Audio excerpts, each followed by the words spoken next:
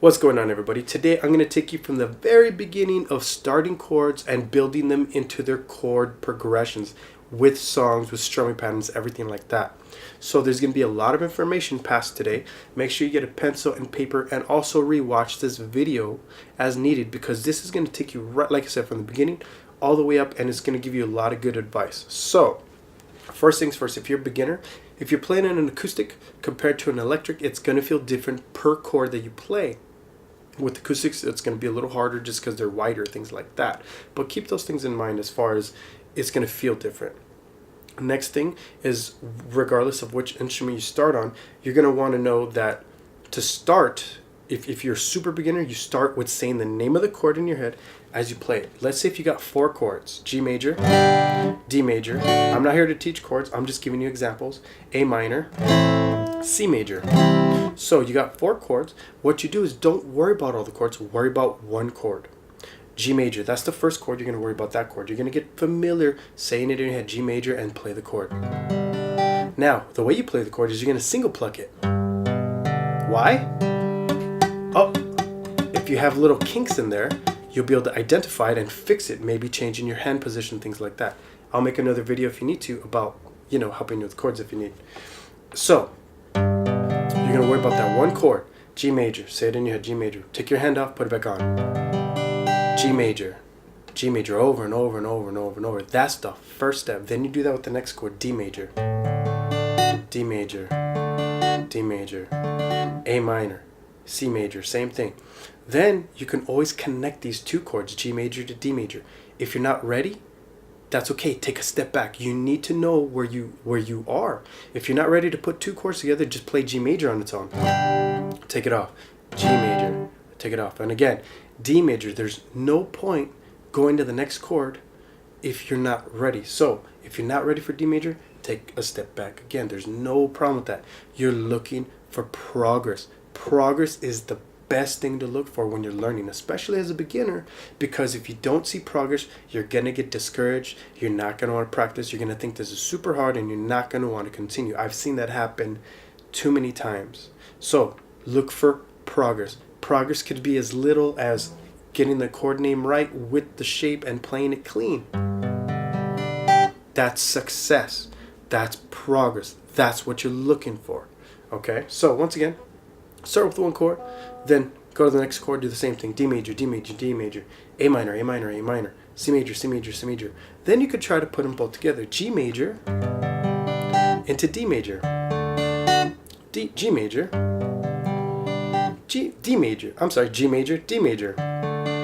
Okay, and then you could put the 3rd chord and the 4th chord, or once again, individually, or link them how you feel within the song, like in the order of the chords, and that can help you. Remember, this can be applied to any song with chords, okay? So you start with just that. Okay, then the next thing you want to do is you're going to be pushing to play it with whatever song. Okay, so whatever song it is, first of all, if you're still struggling with the chords, pick an easier song, maybe a song that only has 2 chords, and work on just that. You gotta start somewhere to start building from the ground up. If you're picking a song that has like 8 chords, that's too many. Go with something with less chords, maybe 2 chords, like I said.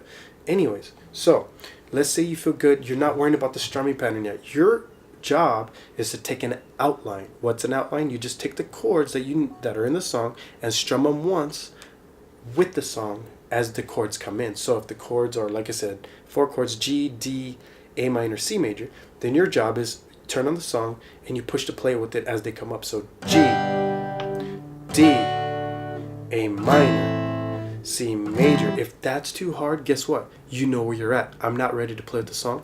Turn off the song, play the chords on your own. At whatever speed you're at, doesn't matter. Your speed will come with time. After you learn the finger memory, it will come in time. Do not get discouraged. You just have to say, hey, I'm not ready. Turn off the song, play it on your own, and if you want, try it again with the song. If you think you can get it, try it again. But the point is don't get discouraged. Okay, so that's the outline. Once you do it again, after a while, your chord speed will pick up, and then boom, you're playing it with the song, and that's what you want. Okay, now let's say you feel good with the chords and strumming one each.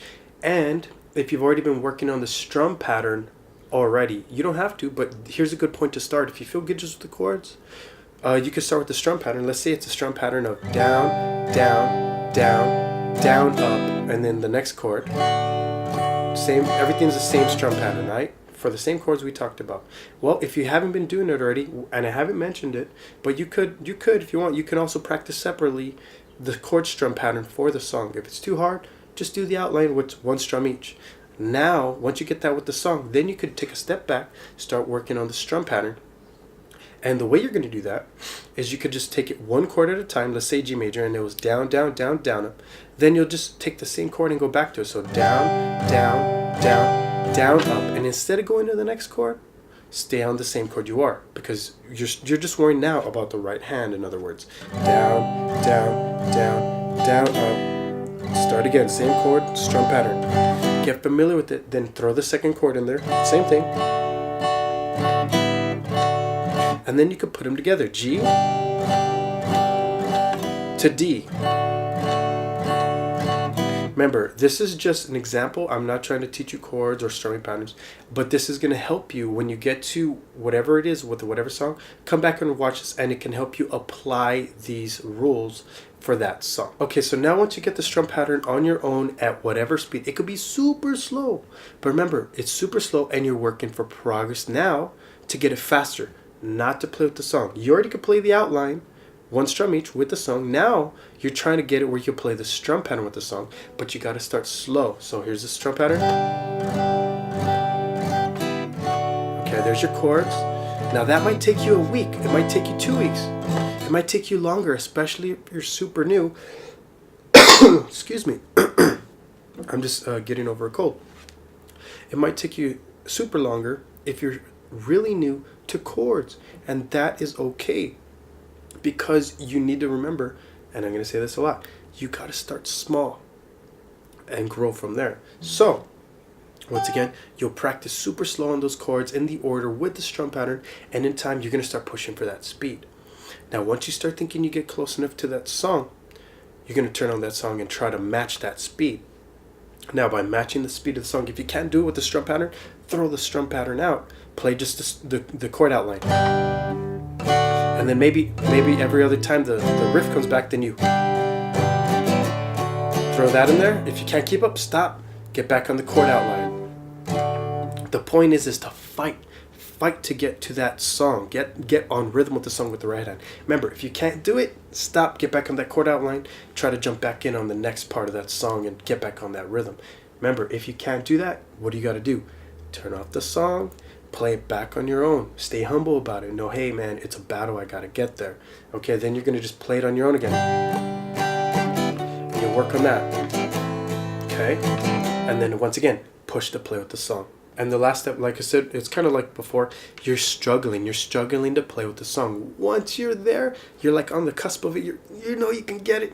Then you keep pushing and you always play with that song. And once you get the song down, you never stop playing with the song. You can warm up without the song if you feel a little off for the day, and then jump in with the song. But you always play with the song. You never take it for granted that you have it under your belt.